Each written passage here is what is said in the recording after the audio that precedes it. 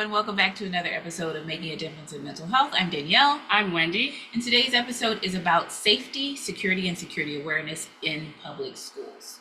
Such an important topic, Danielle, given where we are in the climate of the country with school shootings and just things that occur in a school. And so today we're excited to bring you an interview so that you can learn about exactly what's happening in our schools to promote safety. Right. So we had an opportunity to interview Officer David Sanders, who performs specific duties in regards to security and safety for schools in Prince George's County. So we ask you to sit back, relax, also take note of some of the things that he discussed in this video, and we're going to come back and kind of reflect on it.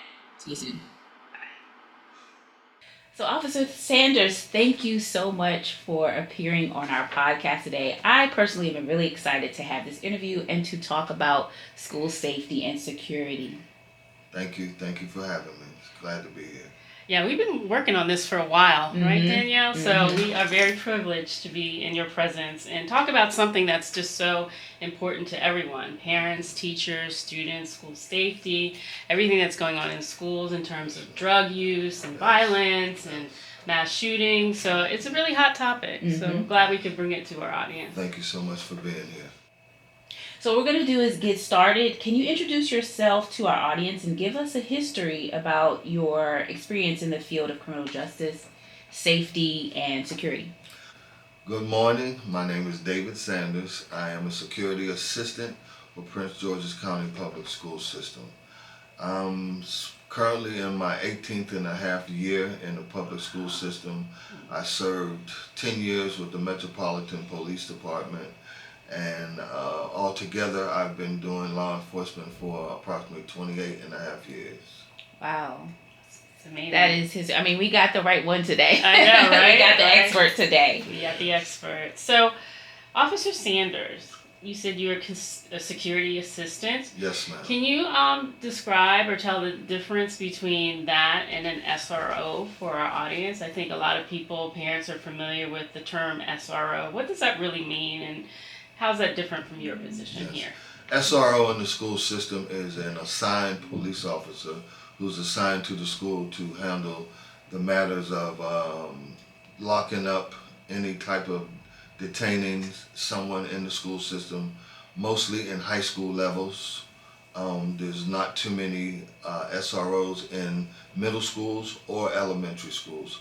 Most SROs are only stationed in high schools. So the difference between them and I do everything else. I do all the investigations in the school, gathering all the information. SROs take care of if someone has to be taken out of the school, then that's where the SRO comes in, and then they do all the necessary following reports that are needed to continue the investigation. And just for our audience who might not know the SRO, what does that stand for? What is SRO? SRO stands for Safety Resource Officer. Okay. And I'm pretty sure that, hopefully it makes sense that for the elementary and middle school level, you might not need an that SRO. level of intervention. Right. However, in I've high seen school, it though. Well, yeah, in child welfare, you may have seen it. I've seen little people get Yes. handcuffed. Not a pretty sight, but it does happen. And in my experience as a therapist for that particular group, the adolescent group, let's just say 13 to 18 or 13 to 17, I've actually had an experience with a client who needed an SRO, and also to alternative schools. But, that is a level or a branch within security and safety for the school system. Yes. So thank you for that. Now, as we continue on with the interview, can you let us know for your school, and I believe you work for more than one school within Prince George's County, can you just kind of tell us, what is it like on a day-to-day? I know personally that you support staff, you support students, and even the families. And I feel like if I can say this after knowing you for some time, I think some of the students see you as family too. But from your perspective, what is it like on a day-to-day? On a day-to-day basis, my day starts out in the morning time. I'm usually monitoring outside, making sure the traffic flow outside is moving steadily so we can get our kids in on time and they can get to the breakfast. Once I come in the building, I check in with the principal to see what we have on the schedule for the day, anything I need to be made aware of. And then what I do is I go around the school, check all the doors, make sure that everyone inside the building is safe, and then I start to walk around the building. So during the course of the day, my job is to make sure all areas of the school are safe for all the employees and all the students and myself. Okay. I think that's comforting to know if I was a parent and I know Officer Sanders is walking the halls throughout the day to keep my child safe, I would be very, very happy. And speaking of this physical safety concerns, and I'm sure that you connect with the parents during the morning times, can you let us know, at least within the past year, from your 28 years of experience and bringing that experience to the school environment, because this is about safety and security, what are some concerns that we as lay people and those who are parents or those who are prospective parents of new elementary and middle schoolers, what's something that from a security space is your concern that you want our audience and viewers to know about when it comes to safety for our youth? Well, as far as safety, the biggest thing today is a lot of the kids is social media. A lot of the kids are seeing a lot of different things on social media. A lot of the kids are not necessarily prepared for the things that they entertain on social media. So one of my biggest concerns is making sure that I keep myself aware of the things that are going on with social media. And that helps me to interact with the students and also the parents. So I'm wondering then, a lot of these kids have cell phones bringing to school? Most kids do have cell phones. We try to be consistent. I think the biggest thing in the school system is to just be consistent with how we interact with our students, be consistent as far as how we interact with our parents, and always trying to better and strengthen our communication with them so that we can all stay on a consistent basis as to what we need to do to make everything better. Okay. So, Officer Sanders, I want to get a little bit deeper into that question. We have an episode of part 1 and part 2 coming up and touches exactly on that, social media. And one of the components of the challenges with social media is cyberbullying, cyber hate, and then also the desensitization of kids and, filming either fights or the way that messages come across. Right. I was just going to add, even just, on their phones, just the hate in the text message, text groups where there's a lot of hate going on. So if you could give a maybe an encouragement either to some students that are watching now, or what is your take on, now that you said about social media, what is your take on maybe some advice? Because I'm pretty sure that you've had to either confiscate some phones or I'm pretty sure you've had to contact a parent. You've had to make those calls. Yes. So not that you have to disclose any one particular incident, but from maybe the collection or gathering information over this a certain time period when we've seen a spike in social media, what is something that you can say in regards to those kind of things, the text messaging, the group chats? Well, I try to, through my relationship with the students, I try to establish, number one, that they have to be comfortable to talk to you. Social media is one where a lot of us are not probably familiar with a lot of the areas in social media that these students and young people go to today. So one of the main things is we have to keep ourselves updated with how these areas of social media work. They have certain chat rooms and things of that nature where kids go into that some of them I have not even heard of. And they get into these chat groups. So the important thing for students today that I try to constantly communicate to them is communication with their parents.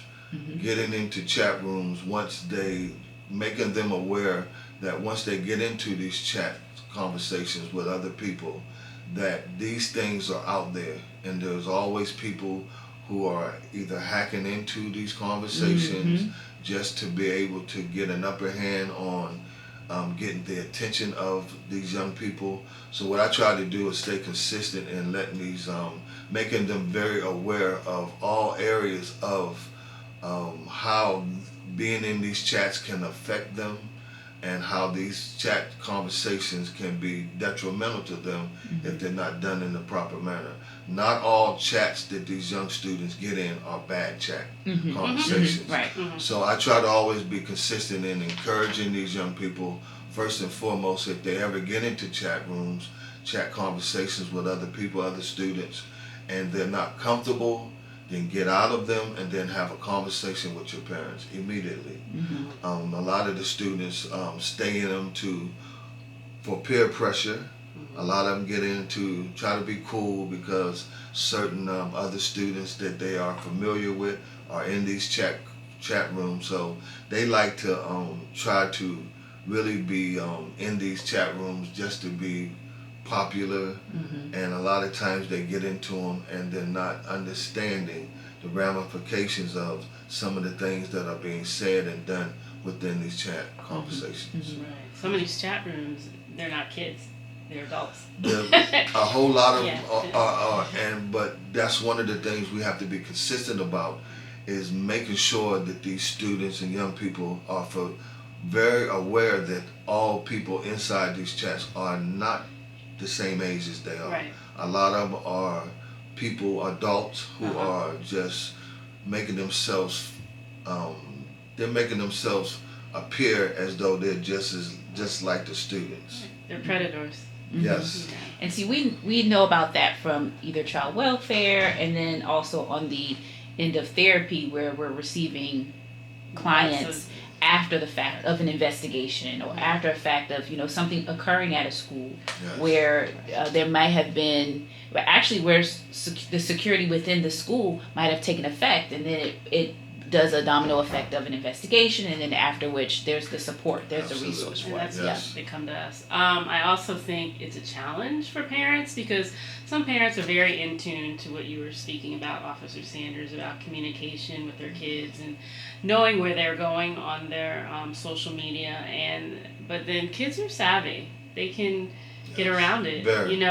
Parental controls can be implemented, and then kids can get around that. Have you had that kind of encounter or discussion with any of the parents? Well, I've encountered a lot of those type of situations, but I think that's why it is even more important that we be consistent in having very strong relationships with parents, because these kids are, as you said, very savvy. They know how to get around things, but at the same time, having a strong relationship. I take a lot of pride in establishing good relationships, strong relationship, so that I can, number one, develop trust, and to communicate that with the parents is what they have to have with their children. A lot of times these kids don't feel comfortable telling their parents about certain things that go on in chat rooms, being that they might feel their parents might either take their phone away from them or set certain boundaries that they don't want to have on them when they have their phone. So I do think that it's just essential for us to always maintain a very strong relationship with our students. And here, most students in this school, I have strong relationships with them, more so than most people in the school, even a lot of the teachers.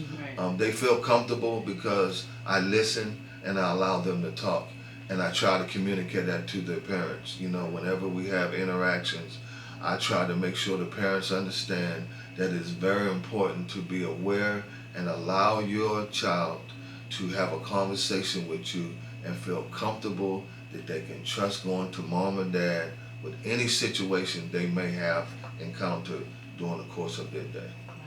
We talk about it only takes one or two. We tell our kids in our clinic, find that one person at school, find that two person at school to be able to go to and connect. So that's very good. It's very very important. And Wendy always talks about finding your village, and I can say from coordinating with Officer Sanders and having opportunities to work with him frequently, depending on the types of supports that are needed within Prince George's County schools, I have also seen that relationship building and bonding that Officer Sanders, has done with many students within Prince George's County. And then also, I just want to add this one last thing before we wrap up the interview, is that it's important for young men of color Yes. to see an example of someone who cares for their safety Security. and their security, their physical health. Even we've had opportunity to discuss mental health before, Yes. and I can attest to, I've seen Officer Sanders do that for some of the young men in Prince George's County schools. So I wanted to kind of give you your flowers as well.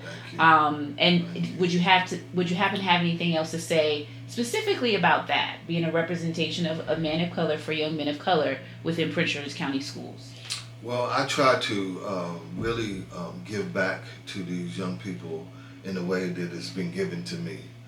When I was in school, I had strong men of color who came into the school from the neighborhood just to check. They always took the time to talk, and they took the time to listen. And I try to be consistent in just allowing the kids to know, first and foremost, that when they come into this building, that they're safe. Because that's very important to kids, that they can feel safe. And also, I try to take pride in allowing kids to know and feel that I treat them like they're one of my own. I think that's what really establishes my relationship with our students in the school. And I tell their parents the same thing. I try to treat others' children as though they're mine. I feel as though unless you have the mindset to come into the school and treat other people's children like they're your own, you won't be as effective as if you treated them just like they were your own children. So I take pride in just being a man that leads by example.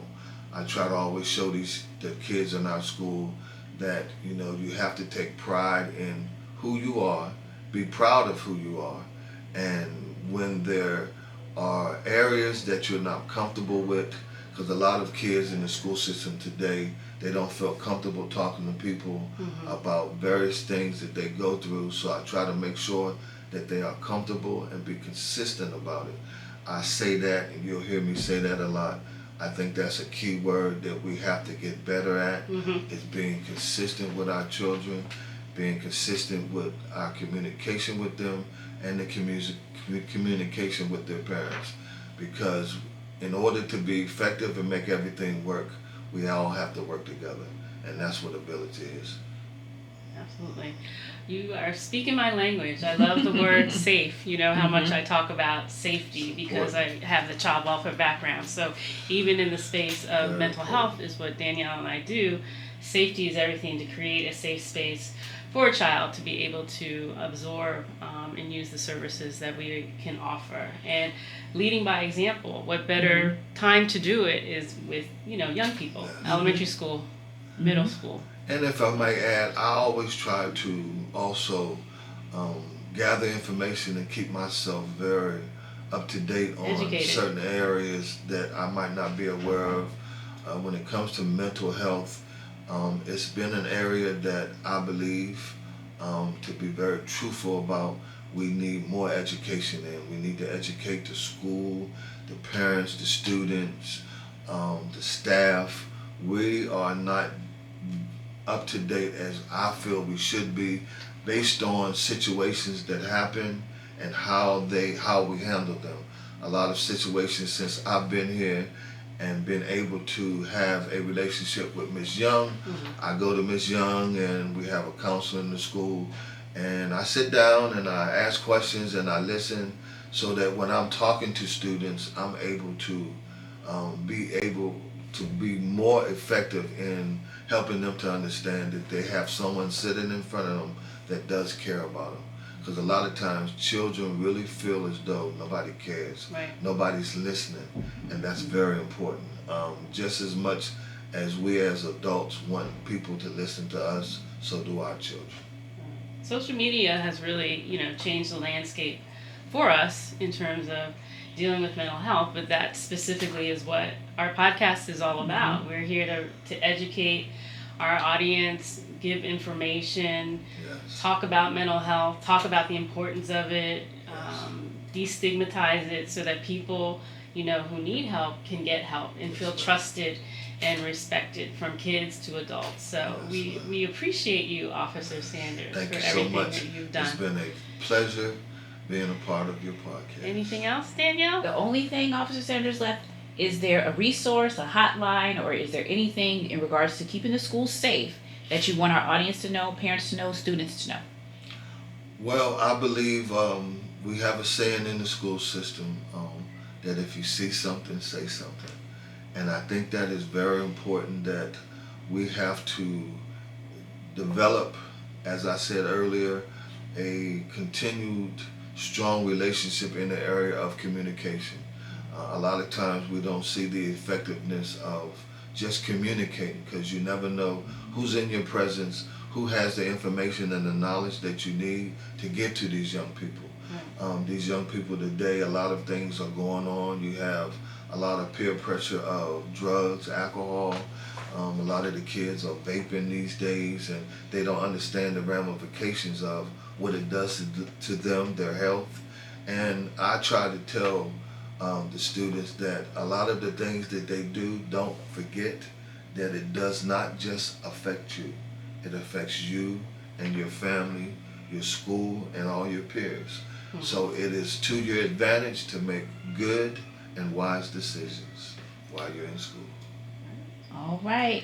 Well, Officer Sanders, we thank you so much for today. Again, we were trying to get on your calendar. We're glad we were able to get on your calendar. It has certainly been a pleasure. Officer Sanders, sir, we thank you so much. Thank you so much for having me. It's been a pleasure, and hopefully we'll do it again soon. All right. Thank you. Thank you so much. All right, so welcome back. That was our interview with Officer David Sanders within Prince George's County Schools. And Wendy, what did you take away from this interview?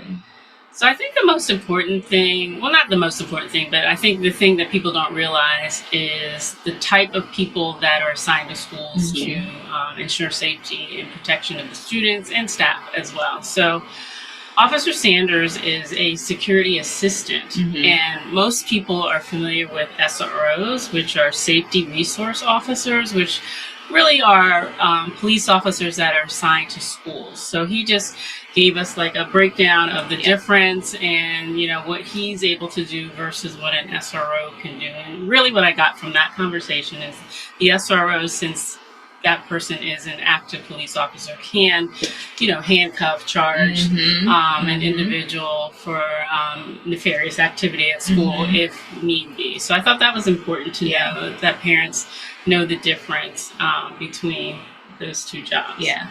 And, I think during that portion of the interview, it's interesting to highlight that while he works in the elementary and middle school portion within education and the elevation of grades, sometimes we see those SROs in the high school setting. I know from time to time, prior to becoming a therapist, working in the court system, and I know from child welfare that we have actually had encounters with or worked with on different cases. SROs, absolutely. Yeah.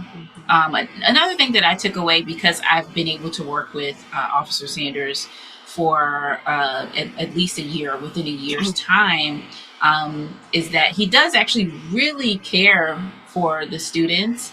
And I've seen that firsthand when we may be working either on a case or we're working on ways to kind of redirect or correct behavior. And the emphasis that he also had on parent involvement.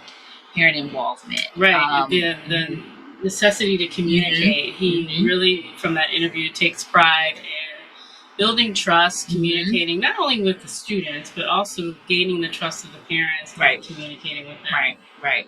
And one of the major things that we talked about for a good chunk of the interview too, it's interesting how, because there's been a shift in social media, and we've talked about social media on our podcast for the last several seasons at this point, but it's interesting how even some of the cyberbullying or the involvement of students where he has to get involved, is due to social media and cell phones and text messaging. And I know that we have an episode on impacts of social media coming up very soon, and that taps right into that. And he was really um, intent, and he was really serious about getting involved, looking at those phones, monitoring your children when it comes to the cell phone, cyber hate, cyber messaging, and all these things that can happen because of social media and things that are happening on the phone. Simply planning a bad act to happen at school, because that's the medium that these kids use. And it was so interesting to hear Officer Sander talk about, yes, all these kids have cell phones. Yeah. These are little kids in elementary. And I, back in the day, I would never think to give a phone to my child in elementary school. No, it's just unheard of. Listen, I'm dating myself, but the very first time I got a cell phone, I was the coolest lady on the block. I wasn't a kid. I was lady on the block, young lady. I was 19 with a cell phone, and that was when cell phones were becoming more common. It wasn't like it was a certain class thing, but economic class, I mean. Right. But I had the cell phone, and I remember it glowed blue, and everybody gathered around, and we're like, I was 19. I think I was either a freshman in college or I was between freshman and sophomore year of college when I got a cell phone. Right. I had to make that decision with my child. Definitely not in elementary school. That was just, you don't need a cell phone, but middle. Because that changed the game a little bit for us in terms of being available, and when she got out of school, and just having to really be able to communicate with her. Just walking from the bus, for me, it was all about safety. And so I really monitored what she was doing with that cell phone as well. And I think that kids are savvy. Officer Sander talked about that, like how kids can bypass and create different accounts, and parents don't have any idea what they're doing, but he did emphasize over and over again communication among the students, among the parents, among the teachers, and with himself, so that everybody's on the same page in order to help protect really kids from themselves. They don't understand the risks that they put themselves in on social media, and just chatting with anybody or plotting something. I mean, it all can just really go south quickly. And the one other thing that I enjoyed, and we kind of put this in, this wasn't an original question, but I wanted to be able to acknowledge the fact that Officer Sanders does work with, and I've seen it with my own eyes, the relationships that form with young males of color. Oh yes, and I've seen him have to correct the behavior, but also then mentor, right? So that was his passion that came out in the interview, because really, who else is going to give young male of color that amount of attention, really, and to correct and mentor. So he was very proud of that. It's nice to hear. So he left us with tips as far as really, he just said, listen, parents, know your kids. He just broke it down. He just said, look, watch your kids, and invest in their safety, invest in safety awareness. He did highlight the fact that if there is some type of behavioral challenge connected to issues of safety, he then seeks out support and resources from clinicians like us, the counselors, the mentors, therapeutic mentors, therapists, clinicians, those that can assist with supplemental support for safety and safety awareness. Because he acknowledged he doesn't know everything. But again, he's a communicator, which I love, and so he's not afraid to to seek out that information in order to promote better safety in the schools. I thought that it was a great interview. I'm glad that we got on his schedule. I know, it took a minute. It did take a minute, but this is an episode that can benefit any time of the year, whether it is during the school year, during the summertime when kids are in camp, or at summer camps that are at school, or just generally speaking for our children's safety, for their security, and for awareness. Absolutely. So I hope you all enjoyed this brief episode on school safety. But again, the takeaway is communicate with your children, pay attention to their social media, because that's where everything starts nowadays, and enjoy. Yep. So we hope to communicate with you again. Absolutely. We're making a difference in mental health, but we're always striving to make a difference in mental health. We'll see you next time.